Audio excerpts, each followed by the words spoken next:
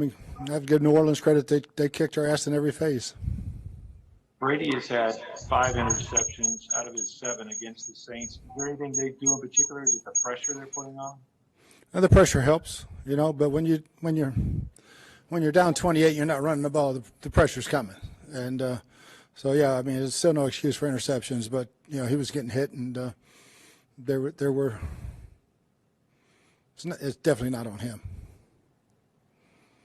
Next question will come from Jenna Lee. Hey, Coach, for whatever reason, in primetime games this year, this offense has struggled to find a rhythm and hasn't been able to equal its scoring power that it has in its other games. What do you think the reason for that might be? That's one of the things we have to look at because that's what we just addressed in the locker room. And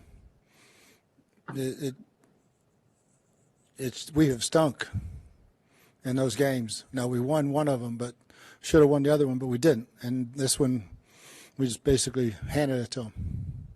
What was the mood and the attitude like in the locker room when you addressed your team?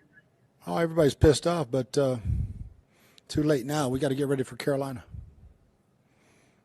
Next question will come from Greg Allman.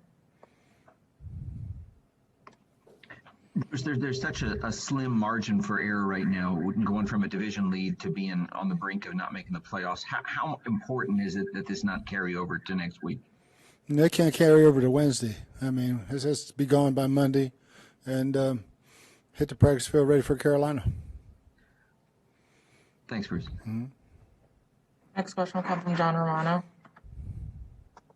Bruce, obviously New Orleans is a good team, but is it concerning to you that your worst games of the season have been against good teams, that you've sort of fattened the record up against some lesser opponents?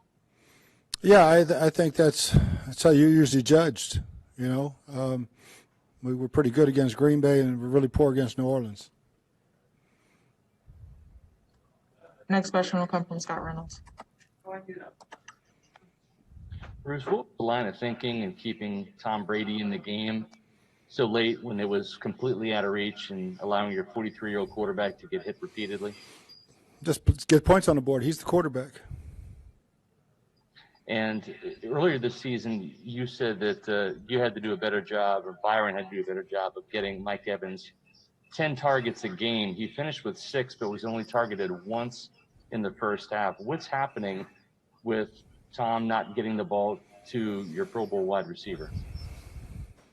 Yeah, it's part of his scheme, part of it's reading out some things that Mike was open on and just finding him.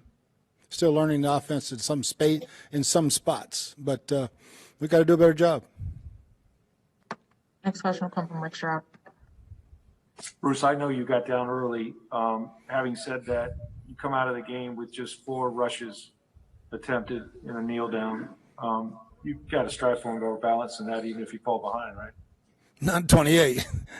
We were in 2-minute offense pretty quick in this one because the time was we were going to get so many possessions, and we had to throw the football. And obviously, you got to protect better when you have to throw the football like that. Next, we'll go to Sarah Walsh. Bruce's line's done a pretty good job of protecting Tom this season. How much did Ali Marpet's absence matter tonight? I have to grade the film. I don't think Joe was poor. I think the fact that it was a known passing situation every play, and they were bringing 5, and everybody had a single block. So it's the type of situation you never want to put your quarterback in that we put him in. Next, we'll go to Greg Allman. Bruce, they're late. You line up for a field goal down 38. I know it has to be tough from a pride standpoint to line up to avoid a shutout, basically. How tough is that decision? It wasn't too tough. It was like 4th and 20. So we needed to get some points for sure. And had it been a 4th and manageable, 10 or less, we probably would have gone for it. Next, we'll go to Casey Hudson. Hey, Coach. When you take a game like this back to the drawing board, what do you prioritize to clean up to head into the game versus the Panthers? Everything, offense, defense, special teams. And, they ran the ball on us, and we're not used to seeing that versus anybody. But same thing offensively, falling behind, turning the ball over. The field position game was terrible again in the first half. Next, we'll go to Scott Reynolds.